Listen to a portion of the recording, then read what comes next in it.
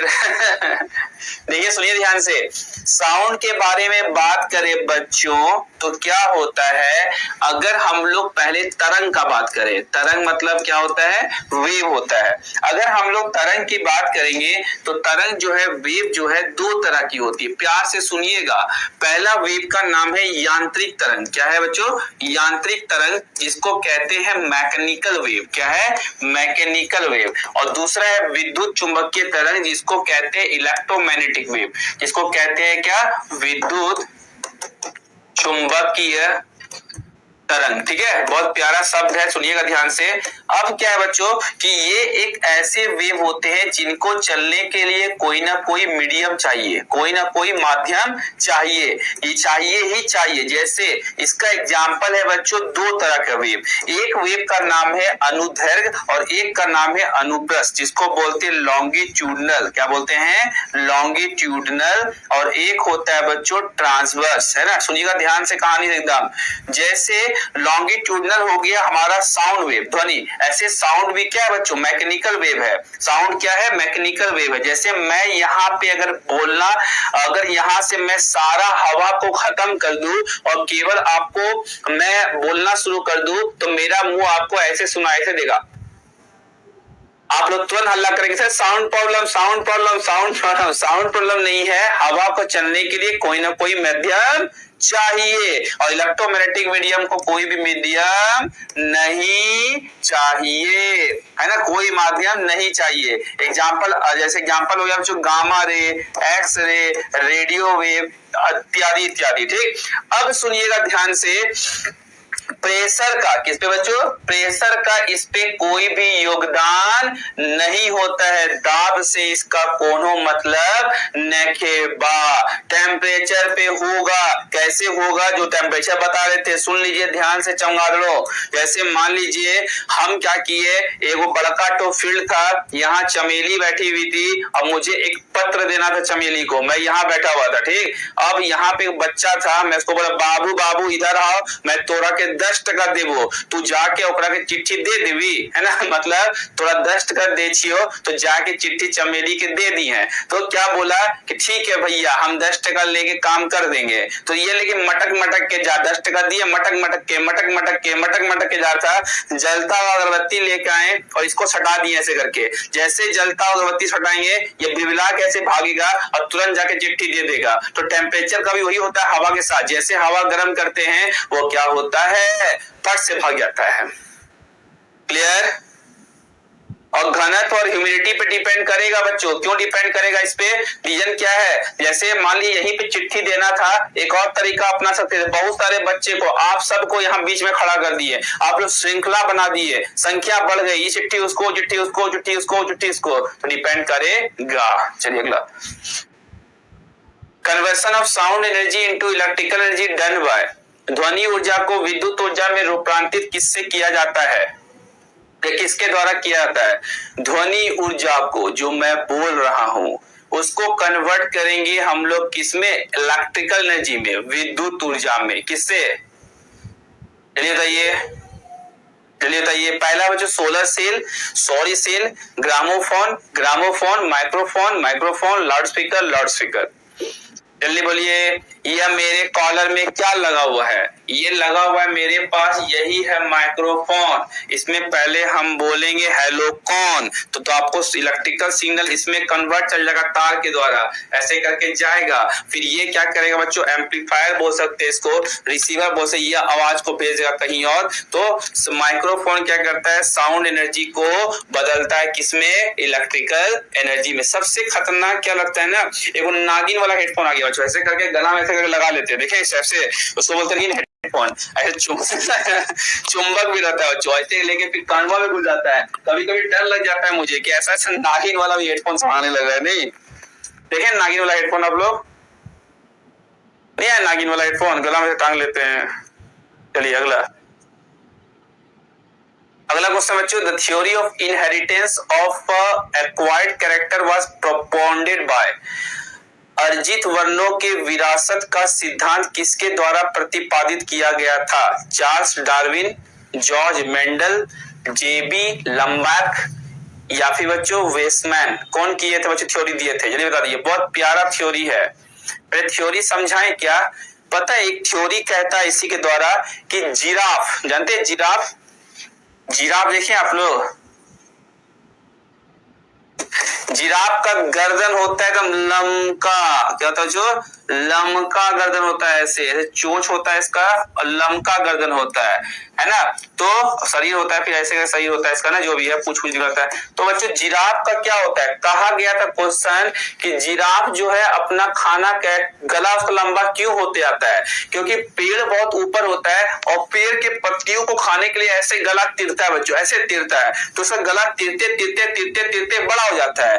कहा जाता है ये छोटा गला, पहले इसका गला मान लेते इतना दूर हुआ था, फिर इसका गला तिरते तिरते ऐसे हो गया, तो ये अगले जनरेशन में जब ये बात अपना बच्चा को जन्म देगा ना, तो उस बचवा का गला पहले से लंबा होगा, उसका भी लंबा होगा। तो जनरेशन टू जनरेशन मतलब ऑफ स्प्रिंग जिसको कहते हैं, अपने बच्चे को जो बांटेगा ये अपने से गुण, इसी को कहते हैं क्या हम लोग, उसी को कहते हैं हम लोग क्या, उसी को कहते हैं थ्योरी देने वाले कौन थे, क्या कहते हैं बच्चों, कैरेक्टर ऑफ क्या इनहेरिटेंस कहते हैं। और यही वाला बात क्या जेबी लैम्बर्ट साहब ने, कौन, जेबी लैम्बर्ट साहब। क्लियर, जॉर्ज मेंडल नहीं होंगे। जैसे एग्जांपल के लिए यही पे बच्चों एक जिराफ होता, उसको झाड़ी वाड़ी नीचे मिलता, मतलब खाना पीना कहाँ मिलता, अगर खाना पीना का झाड़ी कहाँ होता है, यहाँ है झाड़ी, यहाँ है झाड़ी, और यहीं पे बैठ के बच्चों खा रहा है इस तरह से ना, तो इसका गला लंबा होगा ही नहीं। तो जैसे बच्चों आप में भी एक बात अगर बात करें एग्जाम्पल के लिए कि जैसे किसी के माता पिता हाइट छोटा तो कभी कभी उसका बचवा भी नाटा हो जाता है, देखें नाटा, माँ बाप नाटा तो बच्चा भी नाटा, कभी कभी ये सटीक फीलिंग होता है, एग्जाम्पल बता रहे हैं, कभी कभी क्या होता है माँ बाप छोटा है बच्चा लंबा भी हो जाता है, तिरते तिरते है ना, तिरते तिरते इसे बोलते हैं बच्चों जिस बच्चे की हाइट नहीं बढ़ती है और वो प्यूबर्टी अटेंड नहीं किया, मतलब माँ और बाप बनने की क्षमता उसमें नहीं आई है, तो ऐसे रट पकड़ के लटकिए, जितना लटकेंगे बच्चों उतना ठीक रहेगा। चलिए अगला, A jet engine work on the principle of conservation of, a jet engine किसके संरक्षण के सिद्धांत पर काम करता है, लीनियर मोमेंटम, रेखीय गति, एंगुलर मोमेंटम, कोणीय संवेग, ऊर्जा या फिर द्रव्यमान, एनर्जी या मास।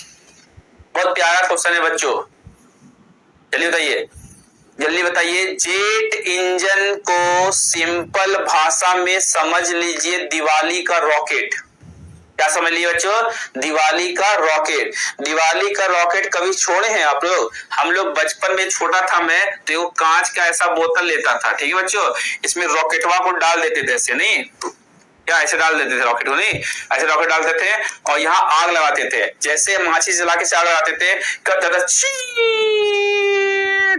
देखे बच्चों इस तरह से, तो ये पट से ऊपर चल जाता था। इसी कॉन्सेप्ट पे तो रॉकेटवा भी काम करता है, वो rocket jet engine, jet engine क्या होता है, बहुत सारा धुआं नीचे फेंकता है और ये ऊपर चल जाता है। एरोप्लेन, रॉकेट या हवाई जहाज देखे आप लोग, हवाई जहाज देखे हैं हवाई जहाज देखे तो यहाँ भी पंखी में लगा रहता है धुआं फेंकने वाला, तो ये जेट इंजन या धुआं फेंकता रहता है। और ये क्या, ये नाश्ता ना जाता है रॉकेट, ये क्या हवाई जहाज से आता है, कभी इधर इधर मैं इधर चला मैं उधर चला, नहीं ये क्या करता है जो सीधा निकल जाता है, तो इसको बोलते हैं लीनियर मोमेंटम। को किसमें काम करता है बच्चों, लीनियर मतलब क्या करता है, रेखीय गति पे काम करता है, सीधा जाता है शॉर्ट है ना।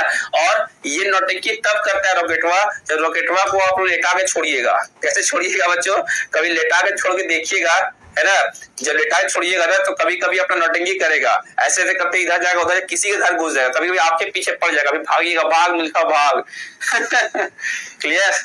चलिए एक दो पटाखा बहुत दिवाली में इंटरेस्टिंग होता है, तो ये पटाखा है बच्चों एक चक्री होता है, चक्री, मुर्गा छाप चक्री देखे हैं, मुर्गा छाप चक्री भी होता है ऐसे करके है ना, इसको जला दीजिएगा ना तो गोल गोल घूमेगा। और हमारे तरफ बच्चा लोग क्या करता है, चप्पल पहन के करता है, उछलते रहेगा हैप्पी दिवाली है ना। और सबसे इंटरेस्टिंग होता है लड़कियों का पटाखा, लड़की लोग इतना डेंजर पटाखा फोड़ती है पूछिए नहीं, वो लोग लेती है छुरछुरिया बोलते हैं हम लोग, आप लोग क्या बोलते हैं, फुलझड़ी, हाँ छुरछुरिया रहता है, बस ऐसे करते रहिए हैप्पी दिवाली हैप्पी और लड़कों लोग जिससे मोहल्ला में लड़ाई हुआ है उसका घर खोजते रहता है लोग कि किसके घर के बाहर जाके कौन सा बम फोड़ना है नहीं। चलिए एक लसुनिया बम भी आता है बिहार में, ऐसे बड़ा सा रहता है, कहीं फेंक के मारेगा पुड़ुम पुड़ जाएगा। मुझे सबसे अच्छा लगता है बच्चों पॉपर्स आता है, इतना बड़ा पेपर ऐसे ऐसे मोड़ देता है उसको, देखें कभी व्हाइट कलर का ऐसा होता है, देखो कागज को मोड़ देता है, ऐसे फेंक के पट पट आवाज करता है वो पोपर्स, है ना। चलिए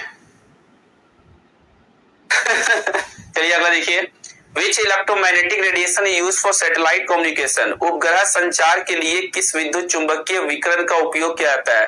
electromagnetic radiation used for satellite communication. Satellite communication में अगर बात करना है अल्फा वन रिपोर्टिंग ऐसा आवाज आता है, देखिए बच्चों, तो उसमें कौन सा करते हैं? अल्ट्रा वायलेट रे, इंफ्रारेड रे, माइक्रोवेव्स, या क्या कहते हैं बच्चों इसको हम लोग मिलीमीटर वेव्स। वाटर बम कहाँ देखे फूल कुमारी आप?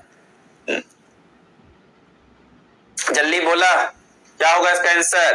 अरे कहाँ जा चमारो, मैं एक चीज देखा हूं इस गुरु क्लास में कि जो बच्चा बी देगा ना सब बोलो B B B B B B B sir, C बोलो C C C C C sir, D D D D D sir, है ना। क्लियर? एक बार हुआ था बच्चों, एक बार एक चौखट पे सब एंट्री कर रहा था, अंदर में म्यूजियम था। क्या था अंदर में? म्यूजियम था, है ना। ये चौखट पे गेट था ऐसे, है ना। और मैं देखा, मैं गौर किया कुछ दिन पहले ही, तो यहाँ पे क्या हुआ ना कि सबको मैं देखा जो भी एंट्री कर रहा था वैसे ऐसे छू के प्रणाम करके जा रहा था अंदर। तो बच्चों पीछे वाला देखा तो वो भी पैर छू के प्रणाम जा रहा है, अब पीछे देखा वो भी, लोग को लगा था मंदिर है, गलती से एक तो प्रणाम कर लिया, बस सब उसको प्रणाम करना शुरू कर दिया। अरे म्यूजियम था ये। तो वही काम आप लोग भी करते हैं चमगादड़ लोग, माइक्रोवेव का इस्तेमाल करेंगे। किसका इस्तेमाल करेंगे? माइक्रोवेव का इस्तेमाल करते हैं। माइक्रोवेव भी दो तरह का, जो short radio wave, long radio waves. Clear? अपना बुद्धि लगाया कीजिए, दूसरे का मत सुनिए। अगला question, solar cell work on the principle of. Solar cell किस सिद्धांत पर काम करती है? फोटोवोल्टिक इफेक्ट, फोटोवोल्टिक प्रभाव, प्रकाश विद्युत प्रभाव, photoelectric effect, photoconductive effect, प्रकाश चालक प्रभाव, फोटोसिंथेसिस, प्रकाश संश्लेषण प्रभाव। जल्दी बता दीजिए आंसर क्या होगा? आंसर क्या होगा? सोलर सेल देखिए ना, बहुत तो बता चुके हैं।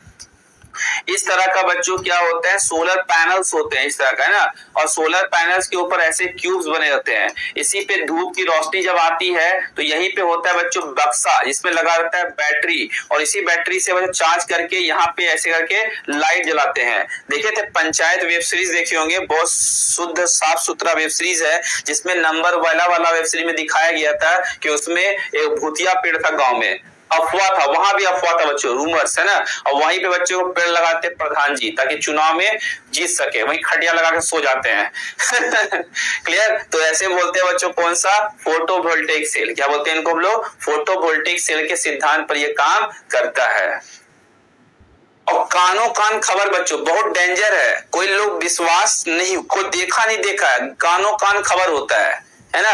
बचपन से लोग, मेरे दूर की नानी थी, जब भी हमको कहानी सुनाती थी बोलती थी कि भूतनी का पैर टेढ़ा होता है ना। मतलब आप देखो अब रविनाश तुम्हारा पैर ऐसे है तो भूतनी का पैर ऐसे होता है। अब वही मेरे दिमाग में घुस गया, आज तक भूतनी को तो हम देखे नहीं। तो मैं पहले लड़की आती मैं देखता हूँ पैर पहले कि सीधा है कि टेढ़ा है, अगर टेढ़ा निकला तो नानी माँ का याद आने लगता है, लेकिन मुझे आज तक ऐसा मिला मिला नहीं है। क्लियर? अगला देखिए क्या, amount of water vapour in a given volume of air cubic metre is known as. हवा के दिए गए आयतन घन मीटर में जल वाष्प गैसीय की मात्रा को किस रूप में जाना जाता है? मिक्सिंग रेशियो, मिश्रण अनुपात, रिलेटिव ह्यूमिडिटी, अपेक्षा आर्द्रता, एब्सोल्यूट ह्यूमिडिटी, पूर्ण आर्द्रता, स्पेसिफिक ह्यूमिडिटी, विशिष्ट आर्द्रता। चलिए बताइए क्या होगा? बोला बोला बोला। कितना पानी का वेपर है किसी भी गिवन हवा में, उसे कहते हैं हम लोग एब्सोल्यूट ह्यूमिडिटी, जिसको कहते हैं पूर्ण आर्द्रता। क्या कहते हैं? पूर्ण आर्द्रता। क्लियर? चलिए अगला, number of basic SI unit, मूल एसआई मात्रक की संख्या कितनी होती है? कहना चाह रहा है फंडामेंटल यूनिट कितना होता है। सुनिए बच्चों, यूनिट जो है ना, मात्रक जो है होता है दो तरह का। एक होता है मूल मात्रक, जिसको कहते हैं हम लोग क्या, फंडामेंटल यूनिट। क्या कहते हैं? Fundamental unit. और दूसरा होता है बच्चों डिराइव, व्युत्पन्न मात्रक। दो को मिला के तीसरा बना दीजिए। जो मूल मात्रक है ये होता है 7 तरह। कितना तरह का होता है? 7 तरह का। जैसे अगर हम बात करें, पहला हो गया बच्चों मास यानी द्रव्यमान, दूसरा हो गया टाइम यानी समय, चौथा अमाउंट ऑफ सब्सटेंस, पदार्थ का परिमाण, अमाउंट ऑफ सब्सटेंस, पदार्थ का परिमाण। उसके बाद बच्चों लुमिनस इंटेंसिटी, ज्योति तीव्रता, क्या होगा? लुमिनस इंटेंसिटी, ज्योति तीव्रता। उसके बाद होगा समय, समय हो गया, टाइम हो गया बच्चों। करंट, विद्युत धारा, जिसको कहते हैं करंट इलेक्ट्रिसिटी। फिर होगा लेंथ, लंबाई। हटा हो गया सातवां, आप लोग बता दीजिए। लेंथ मतलब लंबाई, और सातवां आप लोग बताइए। मास मतलब द्रव्यमान, टाइम मतलब समय, अमाउंट ऑफ सब्सटेंस मतलब पदार्थ का परिमाण, लुमिनस इंटेंसिटी मतलब ज्योति तीव्रता, करंट मतलब विद्युत, लेंथ मतलब लंबाई। बताइए, इसे लास्ट बचा हुआ है, कौन बताएगा सबसे पहले? बताइए बताइए। गर्मी बहुत चल रहा है आजकल दिल्ली में, गर्मी बहुत कर रहा है इंडिया में। क्या होगा इसका आंसर? अरे सातवां बताओ बाबू। अरे चमगादड़ो, आंसर भी दे दिए, हिंट भी दे दिए, फिर भी आंसर नहीं दे रहे हैं। तो चुल्लू भर पानी में आप लोगों को डूब के जाना है। टेम्परेचर, ताप, इतना हिंट देने के बाद भी नेके बोले तो आंसर रवा लोग का करबू तू लोग आंसर जिंदगी में का हुई एकरा। केल्विन, इसका यूनिट होता है केल्विन। लेंथ का होता है मीटर, करंट का होता है एम्पियर, लुमिनस इंटेंसिटी का होता है कैंडेला, अमाउंट ऑफ सब्सटेंस का होता है मोल, टाइम का होता है सेकेंड, मास का होता है केजी, किलोग्राम। सर ये क्यों लिखना पड़ता है 7 तरह का? रीजन ये है कि जैसे मैं गया दुकान, मैं बोला चमेली को, चमेली चलो तुम्हारा केक खरीदते हैं। तो चमेली की दोस्त का बर्थडे था, चमेली मुझे लेके गई, तो मुझे दुकान वाला बोला कि सर आपको कितने पाउंड का केक चाहिए? तो मैंने बोला आप मुझे 2 पाउंड का केक दे दीजिए। तो चमेली बोली पाउंड क्या होता है अविनाश? मैं बोला पाउंड में मतलब वजन होता है। चमेली तो बोली अच्छा वजन को पाउंड में नापते हैं? बोला हाँ चमेली, वजन को पाउंड में नापते हैं। तो बोले 2 पाउंड ले लिए तुम केक, वजन को नाप के दे दिया? बोले हाँ चमेली दे दिया। तो एक दिन मैं घर में था, चमेली गई तरकारी खरीदने यानी सब्जी खरीदने के लिए, और जाके दुकान वाला को बोली, सब्जी वाली बैठी थी, गई अपना 2 चोटी बांध के, बोली सब्जी वाले को, सब्जी वाले आप हमें ना 2 पाउंड आलू दे दीजिए। चमेली को देखी सब्जी वाली उसको देखी, दोनों एक दूसरे को देखा देखी किया, फिर बोले आपको सुनाई नहीं दे रहा है 2 पाउंड आलू मांग रहे हैं। पकड़ा दोनों चोटी चमेली का, मारी पट चट चट चट। सब्जी वाली क्यों मारी? बड़ी तो अंग्रेजवा हुई का, कहां से लू तू, है ना? मार। चमेली आई मुंह फुला के रोते रोते घर पे, बोली अविनाश देखो ना सब्जी वाली बहुत मारी हमको। बोले काहे मारी? तो बोले हमको बोली कि तुम विदेश से हो, तुम ही तो बोले थे वजन को नापते पाउंड में। तो चमेली को बताए कि पाउंड जो है ना बहुत तरह का यूनिट होता है, जिसको बोलते हैं MKS, FPS, foot pound second. ये ब्रिटिशर्स यूज करते थे। अब इंडिया में जब भी कुछ खरीदते हैं तो हम लोग खरीदते हैं क्या? ये किलोग्राम में। तो किलोग्राम में नहीं, वजन में खरीदते हैं। तो बोले केजी, तो पाउंड क्यों बोलते हैं? पाउंड इसलिए बोलते हैं कि हैप्पी बर्थडे टू यू, ये हम लोग विदेश अंग्रेज से सीखे। अंग्रेजवा लोग था, गोरा गोरा सा केक काटता था, तो हम लोग ऐसे देखते थे ओ माय गॉड केक काट रहा है। वो लोग तो चला गया भारत छोड़ के, उसके प्रथा को हम लोग ने कॉपी कर लिया। तो इसीलिए हम लोग अभी भी पाउंड में ले लेते हैं केक कहीं कहीं। लेकिन सब्जी खरीदो चमेली गई सब्जी वाली के पास, बोली 2 किलो आलू दो। बोला वाह बेटी इस बार तुम बहुत अच्छा बात बोली, आओ 2 किलो आलू ली, 1 आलू उसको फ्री दिया। 40 रुपए किलो आलू था, 80 रुपए का आलू लेके आई, 1 आलू फ्री लेके आई। क्लियर? इसलिए बच्चों आप कहीं भी जाइएगा हम वर्ल्ड में, तो आपको ये मासिस का इस्तेमाल, फंडामेंटल यूनिट का इस्तेमाल करते हैं। चलिए अगला, optical fibre work on the, optical fibre निम्न में से किस सिद्धांत पर कार्य करती है? पहला बच्चों principle of refraction, total internal reflection, scattering, interference.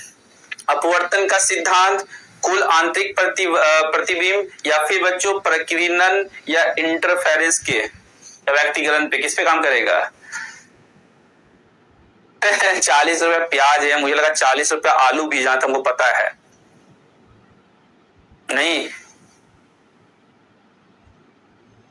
चलिए तो क्या होगा इसका answer?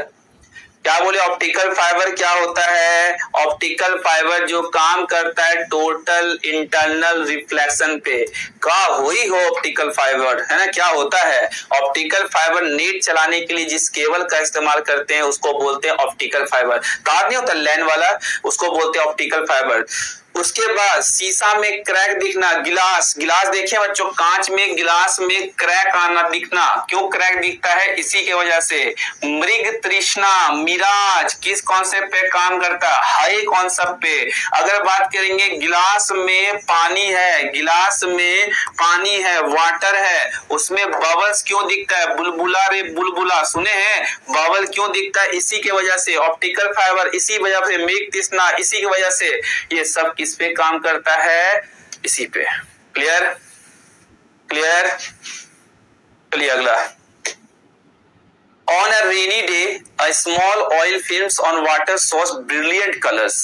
This is due to बरसात के दिन पानी पर लगी छोटी छोटी तेल की बिल में शानदार रंग दिखाई देता है। इसका कारण क्या है?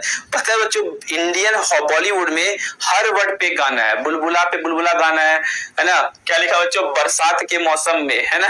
इस पे बच्चों बरसात के दिनों में इस पे भी गाना है। तो हमारा बॉलीवुड बहुत अच्छा है ना, बहुत गाना गवाता है।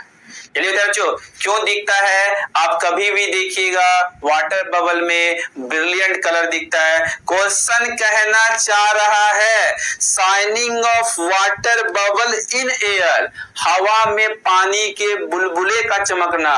कभी मेला गए हैं, मेला में ऐसे करके बुलबुला उड़ा के फूकते थे, फू फू फू, सुने बच्चों कभी ऐसा? कभी सुने हैं ऐसा? सुने हैं ऐसा?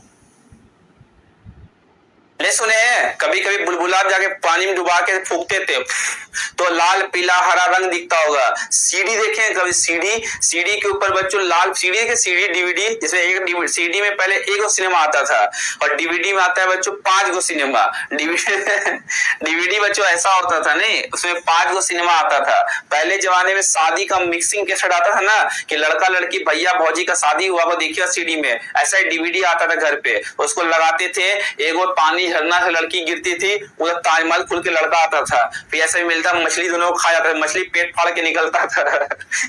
ये वजह शादी का मिक्सिंग पहले का देख लीजिएगा ना, तो उससे अच्छा कॉमेडी दुनिया में कोई नहीं है, नहीं। तो किस पे काम करेगा? ये वाला होमवर्क दे रहे हैं, बहुत सुंदर सा शब्द है, घर जाके देखिएगा और कमेंट में, कहा बच्चों? कमेंट में इसका 5 एग्जाम्पल लिखिएगा। जैसे मैंने आपको एग्जाम्पल अभी बताया ना, किसका बताया? इस वाले का बताया कि मिराज, मृग तृष्णा, गिलास, हीरा, डायमंड चमकना भी इसी कॉन्सेप्ट पे काम करता है। वैसे आप लोग इस सुंदर सुंदर भाषा में 5 एग्जाम्पल इसका बता दीजिए, कितना लोग बुद्धि लगाता है। Clear?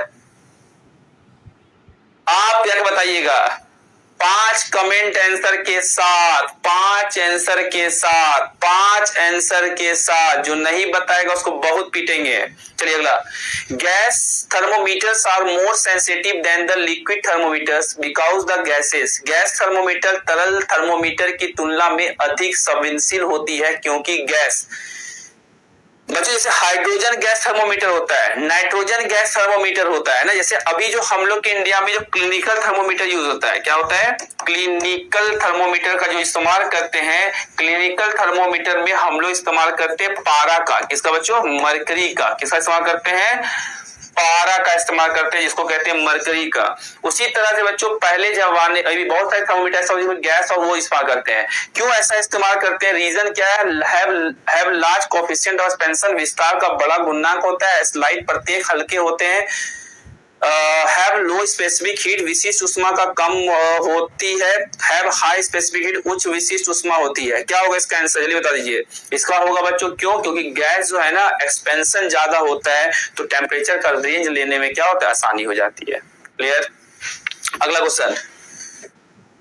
A man standing on an edge of a cliff throwing a stone vertically upward with a certain speed. He then throws another stone downward with the same speed. Find the ratio of the speed of the two stones when they hit the ground. एक चट्टान के किनारे पर खड़े एक व्यक्ति एक निश्चित गति के साथ पत्थर के ऊर्ध्वाधर ऊपर की ओर फेंकता है। मतलब बच्चों एक व्यक्ति पहाड़ इस टाइप से ना यहाँ पे खड़ा है कोई, ठीक है, और एक पत्थर को बच्चों ऐसे ऊपर फेंक देता है और इसी स्पीड से पत्थर को नीचे फेंक देता है। तो बोल रहे बच्चों एक पत्थर नीचे और फेंकता है तो जमीन से टकराने पर दोनों की पत्थर की गति का अनुपात ज्ञात कीजिए। स्पीड सेम है बच्चों, ग्रेविटी सेम होगा, उसी पत्थर को नीचे फेंका तो मास भी सेम था, तो mgh, तो दोनों का क्या होगा बच्चों, पोटेंशियल एनर्जी गारंटी पढ़े हैं क्वेश्चन कुछ, चलिए तो क्या होगा इसका हमेशा रेशियो क्या होगा 1:1 का ही अनुपात होगा, 1:1 ही इसमें आएगा। क्लियर बच्चों। अगला question, the locomotion of insect to the source of light is called, प्रकाश के स्रोत की और कीटों की गति को क्या कहा जाता है, फोटोट्रॉपिक, हाइड्रोट्रॉपिक, फोटोटैक्टिक या फिर बच्चों थर्मोएटिक।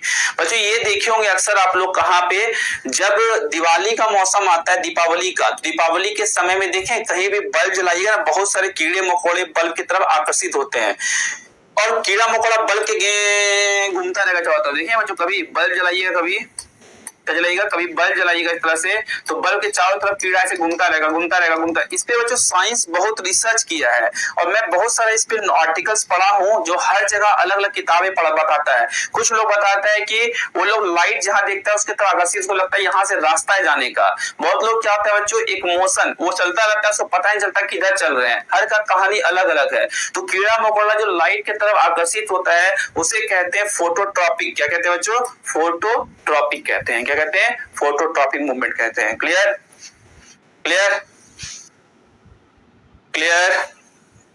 अगला, the splitting of white light into its component is due to, श्वेत प्रकाश का उसके घटकों में विभाजन निम्नलिखित में से किस कारण से होती है, रिफ्लेक्शन, रिफ्रैक्शन, ट्रांसमिशन या डिस्पर्सन।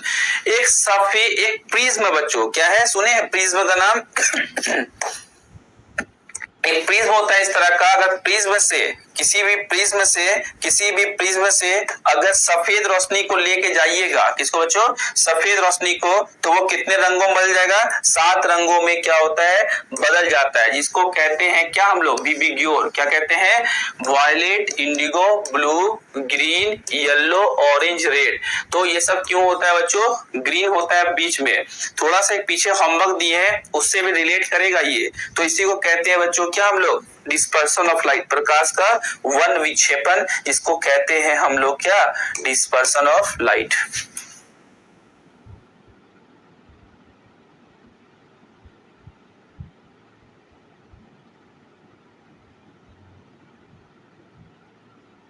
क्या कहते हैं बच्चों, इसको हम लोग डिस्पर्सन ऑफ लाइट भी कह देते हैं। क्लियर ना। चलिए, The speed of light will be minimum while passing through, निम्नलिखित में से किससे गुजरते समय प्रकाश की गति न्यूनतम होती है, वाटर से, वेकम से, एयर से या ग्लास से। जो जितना ठोस, देखिए बच्चों साउंड की बात करेंगे ना, ध्वनि का, ध्वनि सबसे अच्छा चलता है किसमें, ठोस में, फिर लिक्विड, फिर गैस में। प्रकाश का उल्टा केस हो जाएगा, प्रकाश सबसे अच्छा वेकम में चलेगा, उसके बाद चले ऐसे बच्चों देखिए लाइट को भी इलेक्ट्रोमैग्नेटिक वेव ही कहते हैं, लेकिन कहीं ना कहीं प्रूव्ड हुआ है कि गिलास में, कांच में सबसे कम चलेगा। लेकिन आप बोलिएगा सर कि लाइट तो आप पढ़े होंगे विद्युत चुंबकीय तरंग है, तो कैसे सर फिर ये कहानी है, तो यहाँ पे देखा गया कि गिलास में सॉलिड में थोड़ा स्लो हो जाता है और फिर उसके बाद लिक्विड, उसके बाद गैस। क्लियर। चलिए अगला, dash is a cell organelles in which the biochemical process of respiration and energy production occur. Dash कोशिका अंग है जिसमें श्वसन और ऊर्जा उत्पादक की जैव रासायनिक प्रक्रिया होती है, माइटोकॉन्ड्रिया, क्लोरोप्लास्ट, राइबोसोम, न्यूक्लियस। कौन, थोड़ा सा हिंट दें आपको ना, तो एक है बच्चों पावर हाउस ऑफ सेल कहते हैं, कोशिका का शक्ति केंद्र कहते हैं, किसे कहते हैं, जल्दी बताइए, पावर हाउस ऑफ सेल किसी को कहते हैं क्या, तो वही बात है बच्चों, किसे कहेंगे? माइटोकॉन्ड्रिया को ही कहते हैं पावर हाउस ऑफ सेल। क्या करता है? कोशिका को श्वास प्रदान करती है, रेस्पिरेशन प्रदान करती है, कोशिका को श्वास प्रदान करेगी, कोशिका को ऊर्जा प्रदान करती है। इनर पार्ट को कहते हैं मैट्रिक्स। क्या कहते हैं? मैट्रिक्स कहते हैं। और डीएनए क्या बच्चों? DNA outside nucleus. कहां बच्चों? आउटसाइड न्यूक्लियस इसी में पाया जाएगा, पाएगा माइटोकॉन्ड्रिया में। चलिए अगला, Which wave cannot be transmitted through vacuum? किन तरंगों को निर्वात के माध्यम से संचारित नहीं किया जा सकता है, मतलब वैक्यूम से ट्रांसफर नहीं कर सकते। अभी जस्ट पहला क्वेश्चन आपको बताया था एग्जांपल के साथ, कौन से तरंग को निर्वात से नहीं ले आ सकते हैं, वैक्यूम से नहीं ले आ सकते हैं। देखते हैं इसका कितना है। और एक भी गलत आंसर दे रहे, ज्योति, रिंपल, शिवानी सब गलत आंसर दे रहा है। अभी जस्ट बताए हैं। बीकू क्यों गलत आंसर दे रहे हैं? अभी जस्ट बताएं बच्चों, यहां से सारा हवा को गायब कर दे तो ये निर्वात होगा। निर्वात वो केस होता है जहां कोई भी हवा की मॉलिक्यूल नहीं है। अगर मैं सारा गैस को बाहर खींच दूं और केवल मुंह हिलाऊं ऐसे, मैं बोलूं बच्चों, तो भी आपको सुनाई नहीं देगा, क्योंकि वैक्यूम में क्या होता है। अच्छा ये बताइए, अगर क्वेश्चन एक आपसे है कि 1 किलो लोहा और 1 किलो रुई दोनों को साथ में गिराऊंगा, किसमें? निर्वात में, पहले नीचे कौन पहुंचेगा? 1 किलो रुई और 1 किलो लोहा दोनों साथ में गिराऊंगा तो पहले नीचे कौन पहुंचेगा? रुई या लोहा? कौन बोल रहा है? लोहा। अभी कोई लोहा बताया मुझे? संतोष कुमार बता रहा लोहा। मारे घूसा भी। निर्वात में एक पंख को गिराऊंगा और 50 किलो लोहा गिराऊंगा ना, पंख गिराओ या लोहा गिराओ दोनों साथ साथ नीचे गिरेगा। ये मतलब दोनों बराबर भी गिराएंगे, दोनों साथ साथ नीचे गिरेगा, कोई पहले या कोई बाद में नहीं होगा।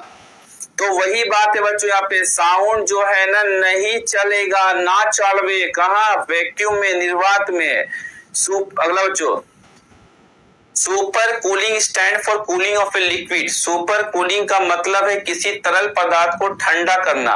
कितना ठंडा करेंगे? एट फ्रीजिंग पॉइंट, मतलब हिमांक पे, बिलो फ्रीजिंग पॉइंट, हिमांक से नीचे, एट मेल्टिंग पॉइंट, गलनांक पर, एवं मेल्टिंग पॉइंट, गलनांक से ऊपर। जल्दी बता दीजिए क्या होगा? क्या होगा बच्चों?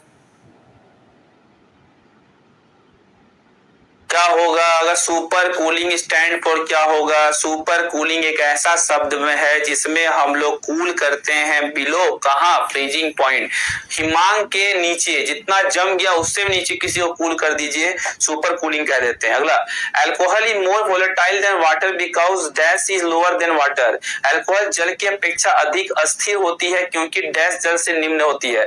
बच्चों वोलेटाइल मतलब क्या होता है ना? तुरंत। देखिए आप एक तरफ पानी रखिए, एक तरफ माचिस रखिए, जैसे माचिस में आग लगा दिए बच्चों, तेल में, पेट्रोल में, तुरंत जल गया। लेकिन पानी में माचिस जलाएंगे जलेगा क्या? नहीं जलेगा, है ना। तो इसी तरह से बच्चों क्यों अल्कोहल क्यों अधिक ज्वलनशील है इन रेस्पेक्ट टू वो? तो क्यों? क्योंकि इट्स अ बॉइलिंग पॉइंट।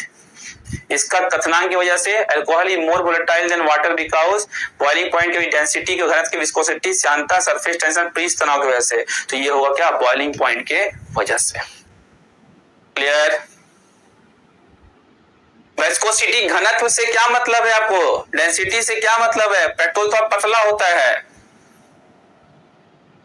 अगला question, the boiling point of water depend upon. पानी का क्वथनांक निम्न से किस पर निर्भर करता है? एटमॉस्फेरिक प्रेशर, वायुमंडलीय दाब, वॉल्यूम, आयतन, डेंसिटी, घनत्व, मास, द्रव्यमान। ऐसा क्वेश्चन पढ़े हैं बच्चों की पहाड़ पे खाना पकाना मुश्किल होता है इन रेस्पेक्ट टू समतल भूमि पे। रीजन क्या? पहाड़ पे क्या होता है बच्चों? प्रेशर कम हो जाती है इसीलिए, है ना। तो वही वाला बात यहाँ पे बॉइलिंग पॉइंट किस पे डिपेंड करेगा? ऑब्वियस है बच्चों, किस पे डिपेंड करेगा? ये हमेशा डिपेंड करेगा किस पे? एटमॉस्फेरिक प्रेशर पे। क्लियर? किस पे डिपेंड करेगा? एटमॉस्फेरिक प्रेशर पे। अगला क्वेश्चन देखिए, the loudness of A sound depend upon. ध्वनि की प्रबलता निम्न में से किस पर निर्भर करती है? वेग, पिच, आयाम, तरंग दैर्घ्य। चलिए बताइए किस पे डिपेंड करेगा लाउडनेस ऑफ साउंड? जैसे देखिए बच्चों, सुनिए ध्यान से, दो बात बता रहे हैं। एक होता है पुरुष समुदाय के लोग जिसको कहते हैं मेल, और एक होता है फीमेल। फीमेल में होता है बच्चों हाई पिच, सुनिएगा ध्यान से, कैसा होगा, हाई पिच। और मेल में कैसा होता है, लो पिच होता है। ये कंफ्यूज मत रखिएगा। एग्जाम्पल के लिए, लड़की अगर पटना से खड़ा होकर चीखेगी दिल्ली तक पहुंच जाएगा, मतलब कहने का एग्जाम्पल है, मतलब पतला होता है, सिल चैट है ना, और लड़का वाला चिल्लाए भारी भड़का आवाज निकलेगा, हेलो कौन, हम बोल रहे हैं, नहीं जानती, तो भारी भड़का आवाज है ना। तो ये क्या होगा, लड़की लोग का आवाज पतला निकलेगा, लड़का लोग का आवाज भारी भरकम निकलेगा। तो लाउडनेस डिपेंड किस में करता है बच्चों, ये डिपेंड करता है एम्पलीट्यूड पे, इस पे बच्चों आयाम पे डिपेंड करता है। क्लियर? देखिए ना अमिताभ बच्चन जी का आवाज कितना कड़क है। और सभी का स्वागत है कौन बनेगा करोड़पति में, भाई ओम बैर, आवाज बहुत भारी भरकम है नहीं।